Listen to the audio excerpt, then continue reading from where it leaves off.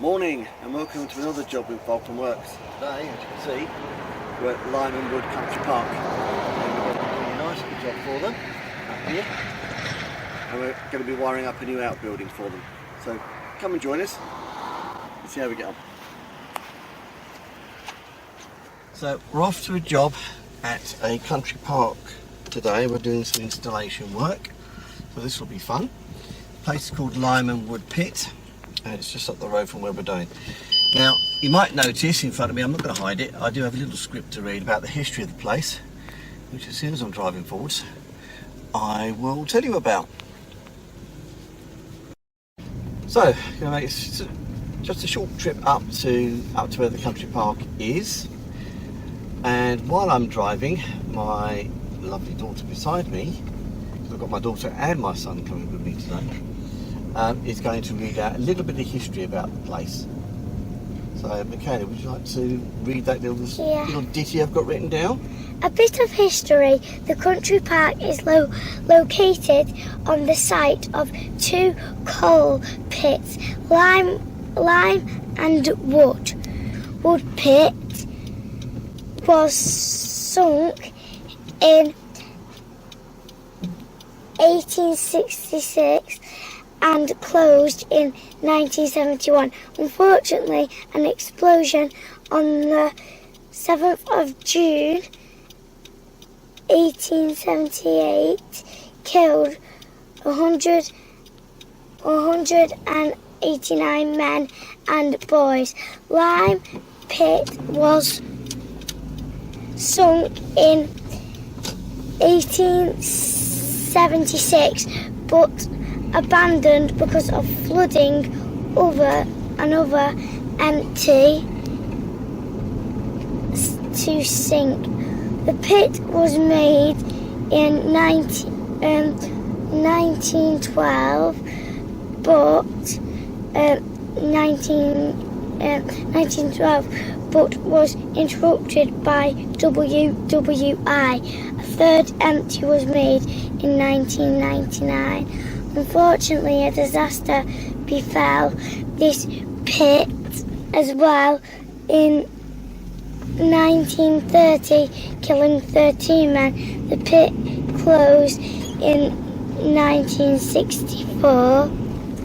So these two pits then became landfill, which closed in 2019. Since 2012, an army of volunteers have worked hard to make it the country park it is today, with 274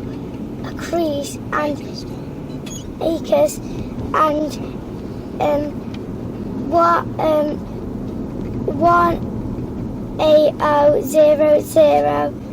180,000 trees. I'll give her a hand with that one. Trees planted. It is the second largest country park on Merseyside. There is a memorial to the two disasters on outside the park and also at St James Parish Church. Should be in Haydock. Sorry, I missed off the last bit of the sheet. I might have not printed the last sheet. But yes, there you go. So, we're going down this way and then up Vista Road and then into the little landfill bit, aren't we? So just drive along there. So that's the history of the place where we're going to. We're doing this. We're not charging for the labour for this. We're going to be doing all of this. All they're paying for is just all the material costs. Doing this as a favour for them. So when we get there, I'll introduce you to all the bits and bobs that are there. But briefly, as I say, they've got a main building and an outbuilding. The outbuilding is the building they want all the power to, and that's going to be used as a workshop for children coming to the site, so they'll be building bird boxes and all sorts of things. Anyway, so that's where we're up to. It's taken a bit longer than normal to get there today, and I'm waffling a little bit. So anyway, on the we've got some more things coming on the channel. We've got another job which we're going to be doing, but it'll be later in September. That's funny enough. That's actually going to be wiring up the summer house for the florist lady that I did the underground work with, and I'll put the link to that video. He has a summer house, and hopefully his wiring will be better than the one in our garden. Yeah, the wiring in my summer house is not great, so I'll be doing that at some point. It's just, you know, usual stuff with electrician stuff in our house always comes last. Now, anyway, so just get around all this traffic. So that's we've got another job to do, because I've actually been to a job last week to install an outdoor socket, and the circuit breaker became faulty. So sometimes it would switch off, sometimes it wouldn't. So that needs replacing. And also the ladies actually pointed out there's a fault with a landing light. Usual problem, this one, I'm sure every electrician has come up with this one, in that the downstairs switch switches it on and off, the upstairs switch does nothing at all. So hopefully it's just a bit of miswiring going on, where that's concerned. It was rewired about a year or so ago, but it's just something she hasn't got around to looking into. So that's probably what's going on there. But yeah, the MCB one was a good thing I noticed, because I was actually switching it off, had my tester on the socket I was going to be going through the wall with, and it was still on. Turned it off a second time and it went off. So to keep it safe, I actually had to turn the power off to the whole house, because it looked like that MCB could have actually switched on at any point, and I wasn't going to be mucking about with electricity and then suddenly find it suddenly gone live. So I'll be back to do that. In fact, there's no RCD protecting that property, so it's got to be changed out anyway. Now I've got an outdoor socket. So the RCB, so I'm going to put an RCBO in on that board. So we're just about here. I've just got to open this gate up, unless Jaden would like to do it. So. Go on, you go and open the gate for me, love. So it's a gate that protects the whole site. So, as you can say, this isn't quite, I'm not quite sure what this part of the old landfill actually does, but obviously it's part of the whole site. So I think we might be running a little bit early this morning. I don't see any cars yet, but you know, just wait for Jaden to shut the gate behind me. There we go. Now I'm not sure Kathy's here yet, because Jim's on holiday. Yeah, so Kathy's supposed to be here at 9:30, but we might be running a bit early. It's 20 past. Yeah, so we're running a little bit on the early side. 10 minutes early for a change. I mean, Dad, I didn't see your car in her car park down by hers. Yeah, it's not here yet. Right. There we go. Okay, so here we are at the Lyman Wood, it's Country Park.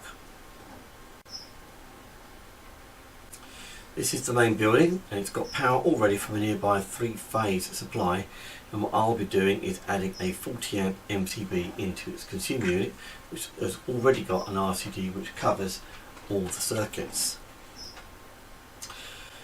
So we're going to be running a 2-core 6mm SWA cable all the way down to an outbuilding which is in the distance in the trees. This distance is about 32 metres, so it's going to be a buried cable. I've had to take account of volt drop because of the distance and the possible load. That's why it's going to be a 6mm cable and have a 40 amp MCB, and we'll go into those calculations later in the video. But why are we just doing 2-core cable? Well, because the sheath is going to be used at the earth back to the main building, which will protect that cable. And the outbuilding will have its own earth via an earth rod, effectively turning the outbuilding into a TT system. And again, later in the video I'll explain how we can roughly calculate what the readings for the earth fault path should be for this SWA cable, given not everything is in the on-site guide, BS 7671, or indeed Guidance Note 6. Plus, I'll be going through what needs to go into the paperwork for the outbuilding, given it's effectively a TT system. It's actually slightly different for the ZE and things like this, but we'll go through that. In the outbuilding there's going to be 4 double sockets, 2 lights and a 7-way fuse box consumer unit. In that it'll have a 6 amp RCBO for the lights, 20 amp RCBO for the sockets, both type A's, an SPD, and that will have its associated 32 amp MCB, which will leave enough expansion for things like external lighting and sockets in the future. This is an absolutely beautiful part to be working, and I'm seriously going to be enjoying working on this.